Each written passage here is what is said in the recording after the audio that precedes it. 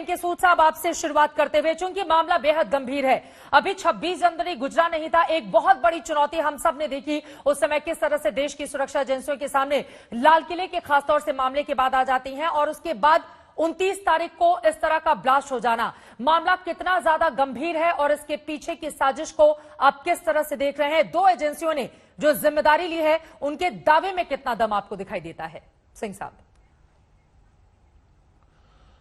देखिए, जो ये ब्लास्ट हुआ है और स्पेशली 29 जनवरी को हुआ है, जबकि बीटिंग रिट्रीट का टाइम था, तो ये इशू अपना आप सीरियस हो जाता है। और दूसरी बात ये आती है कि ये जो अटैक हुआ है वो हमारे एक बड़े खास दोस्त इजराइल के साथ हुआ है, जिसके इंडिया के साथ आज बहुत बड़े रिलेशंस हैं, बहुत अच्छे रिलेशंस हैं, और हर एक फील्ड में हमारे रिलेशन एक्सपैंड कर रहे हैं। लेकिन एक बात ये कहूंगा कि जिस तरीके से अटैक हुआ है, इसमें एक इंटरनेशनल कॉन्स्पिरेसी है, क्योंकि इसको इंटरनेशनल एम्बेसी को, फॉरेन की एम्बेसी को टारगेट किया गया है। और साथ में इसके अंदर, जो मैं पहले भी कह चुका हूं, एक दो जगह बात हुई है कि इसके अंदर जो एक रोल इसमें आता है कि डाउट आता है, वो आता है ईरान के ऊपर, क्योंकि ईरान से हो सकता है कुछ लोग इसमें इन्वॉल्व हो, क्योंकि इजराइल और ईरान के आपस में बड़ी दुश्मनी थी, बड़े इनके डिस्प्यूट चल रहे थे कुछ सालों से, और अभी भी ईरान ने इनके एक जो साइंटिस्ट मारे गए हैं फखरेजादे, उस पर कहा गया कि उसमें ईरान का हाथ है, यानी कि इजराइल का हाथ है। और उससे पहले उनके एक जनरल मारे गए थे सुलेमानी, उसमें सीआईए का हाथ माना जाता था। तो ये जो सारी चीजें आ रही हैं, इससे हो सकता है कि पूरे डाउट रखते हैं कि इसमें हो सकता है कि इजराइल का पे अटैक किया, उसमें ईरान की तरफ से सारे इंडिकेशंस जाते हैं। लेकिन किसी चीज पे पहुंचना बड़ा मुश्किल चीज हो जाती है जब तक हमारी एजेंसीज जो इनको इंक्वायरी कर रही हैं, इसमें वो पूरे तरीके से ना पहुंचे। और साथ में एक और चीज आ जाती है कि कुछ लोग डिस्टर्ब्ड हैं गल्फ के अंदर या ईरान के अंदर या बाकी मुस्लिम कंट्रीज के अंदर, क्योंकि ईरान के जो डिप्लोमेटिक रिलेशन एस्टेब्लिश हुए हैं पिछले कुछ महीनों में, अगस्त सितंबर में, वो एस्टेब्लिश हुए हैं यूएई, बहरीन और बाकी कंट्रीज के साथ। उससे वहां पे पीस आने की बात हुई है, जिससे पीएलए यानी कि पाकिस्तान जो स्पेशली पाकिस्तान भी अफेक्टेड है और साथ में पैलेस्टाइन भी अफेक्टेड है। बिल्कुल। तो जब एजेंसीज पूरी इसमें इंक्वायरी कर लेंगी कि एग्जैक्टली हाथ किसकी तरफ से है, तो उस पर तब रिजल्ट पे हम पहुंच पाएंगे।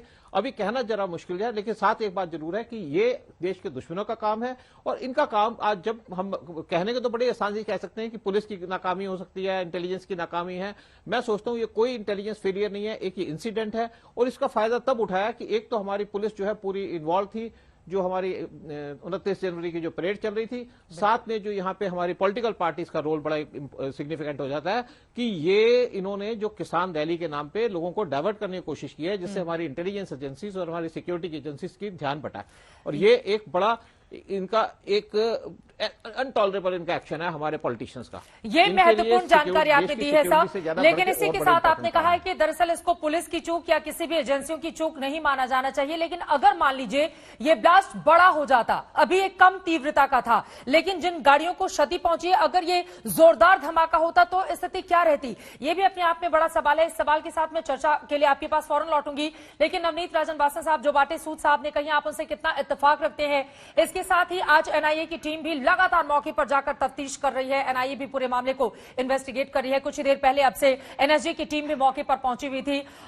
जिस तरह के सामान वहां से बरामद हुए हैं, वो किस ओर इशारा करते हैं? और साथ ही कहा जा रहा है कि इजराइल दूतावास के पास हुए इस धमाके में ईरान का हाथ हो सकता है। ऐसे में हिंदुस्तान का रोल आज की तारीख में तो फिर बहुत ज्यादा महत्वपूर्ण, क्योंकि दोनों ही देशों से हमारे रिश्ते अच्छे हैं, और खासतौर से इजराइल के साथ तो हमारे कुछ सालों में बहुत अच्छे रिश्ते बन गए हैं।